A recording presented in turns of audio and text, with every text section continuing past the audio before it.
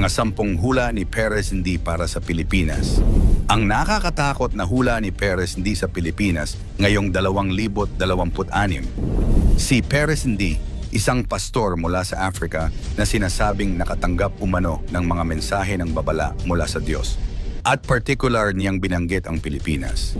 Makakaranas daw ang Pilipinas ng matitinding krisis sa politika, kalamidad at pangyayari na magsisilbing babala ng langit. Kaya narito ang 10 na nakakatakot na hula ni Perez hindi sa Pilipinas. Pang-10, isang babae umano ang mamumuno sa 2028. Isa sa mga pinakakapansin-pansing pahayag ni Perez ay ang kanyang paniniwalang isang babae umano ang magiging susunod na Pangulo ng Pilipinas sa halalan ng 2028. Bagamat wala siyang ibinigay na buong detalye kung paano ito mangyayari, sinabi niyang ito ang kanyang nakita sa kanyang pangitain. Binanggit din niya ang pangalang Maria Luisa bilang isa sa mga personalidad na dapat umanong ipanalangin dahil may mga taong nais siyang hadlangan. Pang-siyam, kalusugan ni First Lady Lisa Marcos. Sa kanyang mensahe ay binanggit din ni Perez ang umano'y nakita niyang issue sa kalusugan ni First Lady Lisa Marcos.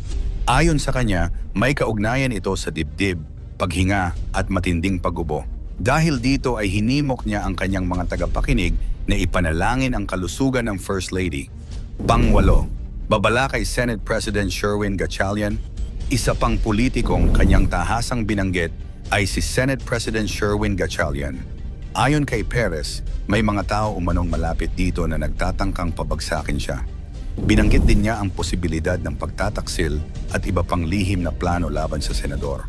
Pang-7, bantang pagpapatalsik kay Pangulong Marcos. Ayon pa kay Perez, nakita rin umano niya ang mga lihim na pagkilos laban kay Pangulong Ferdinand Marcos Jr. Sinabi niyang may mga taong nagpaplano umanong alisin ito sa pwesto. Gayunman, idinagdag din niya na sa kanyang pananaw ay hindi magtatagumpay ang naturang plano. Pang-6, assassination attempt sa isang kilalang leader. Isa sa pinakamabigat na bahagi ng kanyang mensahe ay ang umano'y tangkang pagpatay laban sa isang lalaking leader sa Pilipinas. Hindi niya binanggit ang pangalan ng naturang personalidad, ngunit sinabi niyang kung mangyayari ito ay maaari umanong magdulot ng malawakang protesta, kaguluhan at matinding tensyon sa buong bansa. Pang-5, sunod-sunod na sunog at pagtaas ng krimen.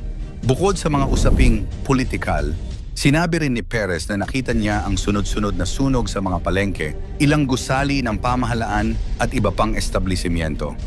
Ayon sa kanya, may ilan umano sa mga insidenteng ito na hindi aksidente kundi planado. Kasabay nito ay binanggit din niya ang umano'y pagtaas ng kidnapping, pamamaril, terorismo at iba pang mararahas na krimen. Pang-4, matinding lindol, pagputok ng bulkan on heat wave.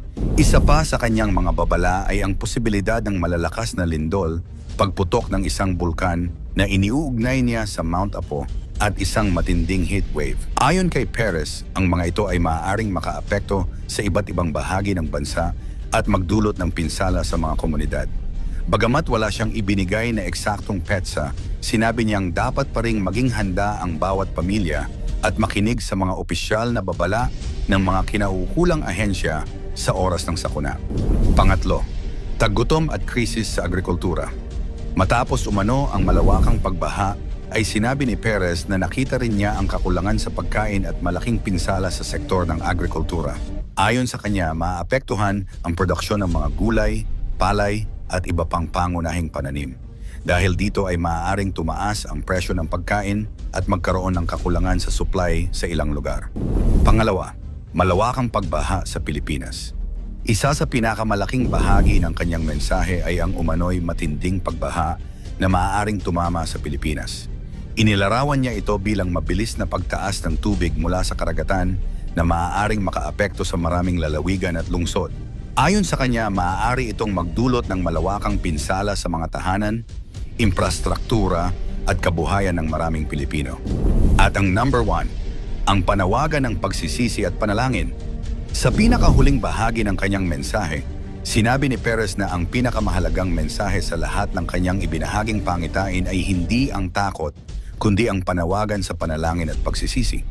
Ayon sa kanya, naniniwala siyang maaaring hindi mangyari, o mabawasan ang ilan sa mga sakunang kanyang nakita kung magkakaisa ang mga tao sa panalangin at paglapit sa Diyos. Mangyari man o hindi ang mga hulang ito, tandaan, ang tunay na kapangyarihan ay nasa Diyos, hindi sa mga manghuhula. 10 predictions ng The Simpsons tungkol sa China. Ang The Simpsons ay isa sa longest-running animated television shows sa Amerika, ngunit bukod sa pagiging comedy series, naging sentro rin ito ng maraming usapan dahil sa mga eksenang sinasabing tila nahulaan ang ilang pangyayari sa totoong buhay. Kabilang sa mga nagkatotoo daw ay ang pagkapanalo ni Donald Trump bilang Pangulo ng Estados Unidos, ang pag-usbong ng smartwatches, ang lumalaking tensyon sa Taiwan at South China Sea, ang pag-angat ng China at ang lumalalang sigalot sa pagitan ng China at Amerika. Dahil dito, marami ang naniniwala na ang The Simpsons ay hindi lamang isang comedy show, kundi isa ring misteryosong crystal ball ng hinaharap. Kaya narito ang 10 predictions ng The Simpsons tungkol sa China,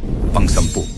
Made in China. Isa sa mga madalas iugnay sa The Simpsons ay ang pag-usbong ng China bilang sentro ng pandaigdigang pagmamanupaktura. Sa ilang episodes, makikita ang iba't ibang produktong may label na Made in China. Noong panahong ipinalabas ang mga eksenang ito, marami pa ang nag-uugnay sa China sa murang produkto. Ngunit paglipas ng mga taon, naging isa ang China sa pinakamalaking manufacturing hub sa mundo. Mula sa electronics hanggang sa pang-araw-araw na gamit, halos bawat bansa ay umaasa sa mga produktong gawa rito. Dahil dito, may mga netizens na nagsasabing tila nauna itong naipakita ng palabas. Pang-siyam, mahigpit na pamamahala. Sa ilang episodes, inilalarawan ang China bilang isang bansang may mahigpit na kontrol ng pamahalaan. Bagamat bahagi ito ng political satire ng palabas, muling naging usap-usapan ang mga eksenang ito nang lumabas ang iba't ibang ulat tungkol sa censorship, internet restrictions, at online regulations sa mga sumunod na taon. Para sa ilan, isa lamang itong komentaryong pampolitika. Ngunit para naman sa iba, isa ito sa mga halimbawa ng di umano'y prediction ng The Simpsons. Pang-8, Mao Zedong. Sa episode na Gugu Gaipan, tampok ang iba't ibang sanggunian tungkol kay Mao Zedong at sa kasaysayan ng China. Sa tuwing na pag-uusapan ang modernong China at ang impluensya ng kasaysayan nito, madalas muling ibinabahagi ang episode sa social media. Ayon sa ilang viewers, nananatiling napapanahon ang mga komentaryong ipinakita rito, dahilan upang patuloy itong balikan kahit maraming taon na ang lumipas. Pang-7, Tiananmen Square. Isa sa mga pinaka-controversial na eksena sa Gugu Gaipan ay ang satirical na plaque tungkol sa Tiananmen Square. Sa tuwing muling nababanggit ang isyong ito sa international news, kasabay ding nagiging viral ang eksenang iyon.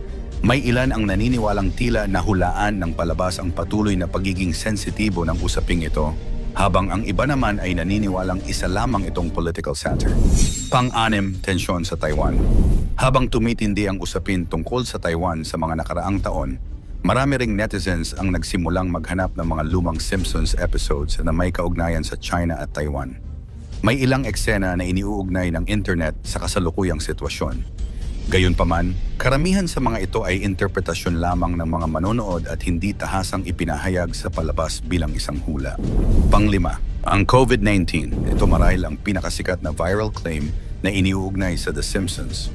Noong sumiklab ang COVID pandemic, mabilis na kumalat sa social media ang iba't ibang screenshots na di umano'y mula sa palabas. Marami ang naniwalang nahulaan umano nito ang pandemya. Gayunman, kalaunan ay napatunayang marami sa mga kumalat na larawan ay edited o hindi talaga nagmula sa The Simpsons. Sa kabila nito, nananatili itong isa sa pinaka-controversial at pinaka-binabalikang usapin tungkol sa serye.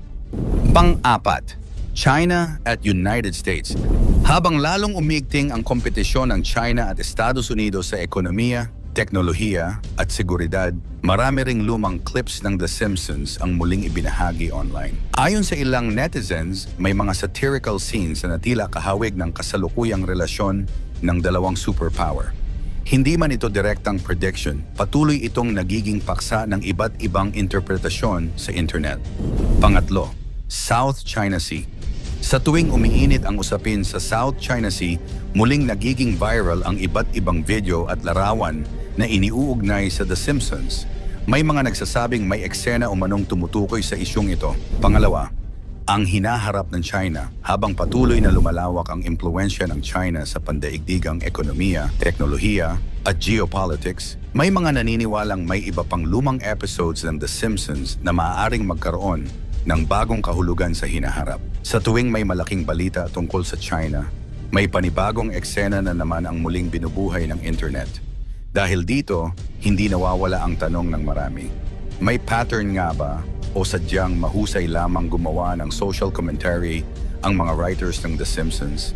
And ang number 1, Gugugaypan. Kung may isang episode na paulit-ulit na binabalikan tuwing pinag-uusapan ng China, it ay ang Gugugaypan. Makikita rito ang Beijing, Great Wall of China, mga sanggunian tungkol kay Mao Zedong, Tiananmen Square, at iba pang sensitibong usapin tungkol sa bansa. Dahil sa dami ng political satire sa episode, marami ang naniniwalang dito nagsimula ang halos lahat ng usapan tungkol sa di umano'y China predictions ng The Simpsons. Ang totoo, karamihan sa mga sinasabing hula ng The Simpsons ay hindi direktang prediction, kundi mga satirical at exaggerated na eksena na kalaunan ay iniuugnay ng mga tao sa mga totoong pangyayari. Marami ring episodes ang binibigyang ibang kahulugan pagkatapos lamang mangyari ang isang event. Ibig sabihin, mas marami ang tsamba at coincidence kaysa totoong propesiya.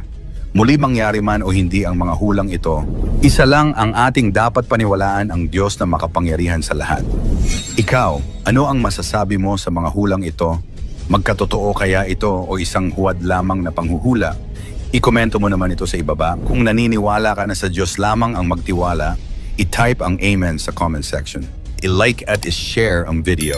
Salamat at God bless.